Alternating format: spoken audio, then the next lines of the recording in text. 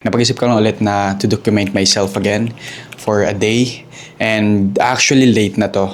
Kasi it's 12:25 p.m. na. And you know what guys, so I'm done with my work today. Like, paggawa ng affiliate videos and then yung isang content videos ko pa which is yung talking heads. And yeah, nothing special naman dito. Just wanted to document lang again for my normal days. And yeah, we're done na. This is our shop ng girlfriend ko. And ayan, I'm done with my shooting day na. Ayan yung ano natin. Setup natin. Look at that. And yeah, wala namang special muna sa ngayon.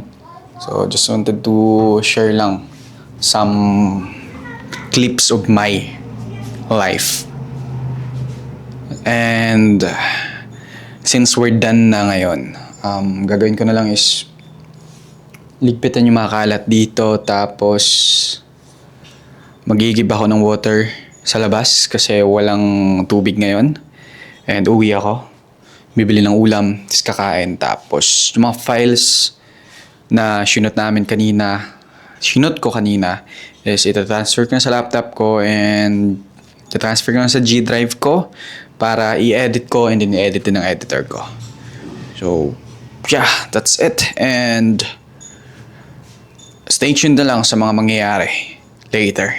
Alright? So, ito yung ginagawa ko palagi actually guys, na kapag nakaschedule ako na mag-shoot, and actually may pasok ako sa Mandaluyong branch which is yung as a vlog pa rin, which is automotive naman yung mga contents namin doon, pero napag-isip-isip ko na 4 days akong hindi ganun ka-productive and hindi ako nakapag-shoot. So, kailangan ko nang mag-shoot and mag-edit kasi wala na ako ipopost. So, I realized na I need to shoot na. And one thing na thankful tayo ngayon kasi marami tayong products na na-shoot. So meaning, maraming products din na nagtumanggap sa atin as a free samples and ma-shoot natin and mapopost natin. So yung apartment ko pala is above lang dito, second floor, dito sa shop. And most of the time, wala ako doon actually kasi doon ako sa girlfriend ko pumupunta. So doon ako kumakain na rin para sabay-sabay kami ng girlfriend ko, ng nilibiel and yung nanay namin. Mga products natin, we're done sa ating mga affiliate videos. Eto. Actually guys, yung mga sinusuot ko lately is hindi ko na siya binibili. So, natatanggap ko na siya as free sample. Lalo na yung mga outfits ko. So, hindi na rin ako nakakabili sa mall, which is yung physical store. Kasi, yun, yung mga kailangan ko, nire-request ko na lang dun sa ano. So, kung nagtatanong kayo guys, anong pinagkakaabalahan ko? Yeah, it's affiliate marketing. Pero, hindi ako masyadong nagpo-post sa main account ko, which is yung kahit sa Facebook or sa TikTok man, na dito, na pinopost ko na account. Kasi, gusto ko lang na hindi siya matabunan ng mga puro affiliate marketing, benta lahat palagi, di ba? Kasi 3 videos or 2 videos a day yung pinopost ko. So, matatabunan yung mga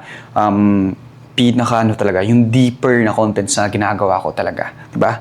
So, nasa kabilang account lang. So, if you're interested na makita yon and mapanood yung mga, kung ano yung mga nire-recommend ko na products, tanongin nyo lang. See you sa mga comments lang. Or, kung gusto nyo malaman, i-ano ko lang sa comment section. So, okay. Ang maayos ako magsalita kapag edited na yung videos. Pero, look at this one. Nag-stutter pa rin ako. Stutter. Minsan na mispronounce ko yung mga words. And yeah, hindi talaga ako masyadong ganun ka Yun talaga yung nilook up ko and tinitrain ko sa sarili ko na maging maayos magsalita. And hindi pa naman late kasi babata pa naman tayo. So, hindi pa ako kontento sa meron ako ngayon, sa skills ko ngayon. So, kung meron ako nakita na, I wanted to learn this one. So, ginagawan ko ng paraan para matuto tayo. Nagpapalit din tayo ng shirt. Ito lang yung one-time favorite ko na bag. Ever since na nandito sa akin. So, gift na ng girlfriend ko. And gamit na gamit talaga to sa akin.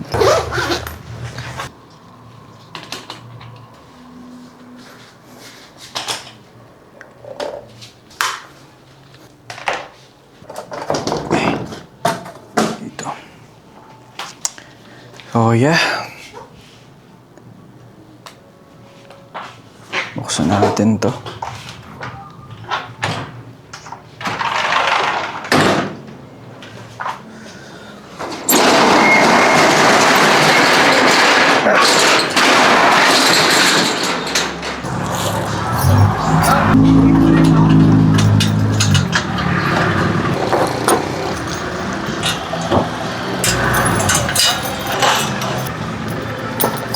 Meron din tayo dito ng coffee vending. So, actually, start tayo mag-try ng mga passive income. And one thing na nakita ko, eto, mga vending machine. So, nag-start tayo isa. And kapag gumana to, why not, diba? Dagdagan natin na iba. Matagal yung ROI nito, pero hindi siya ganun meaning passive. So, hindi kailangan na araw-araw na nandun ka na nagkatrabaho.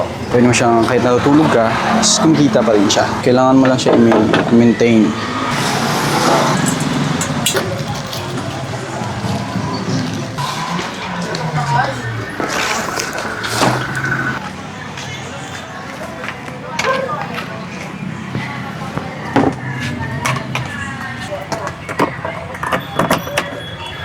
Okay.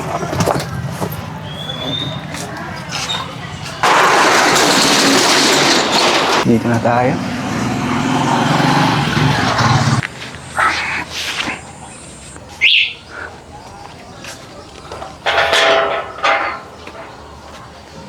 Okay.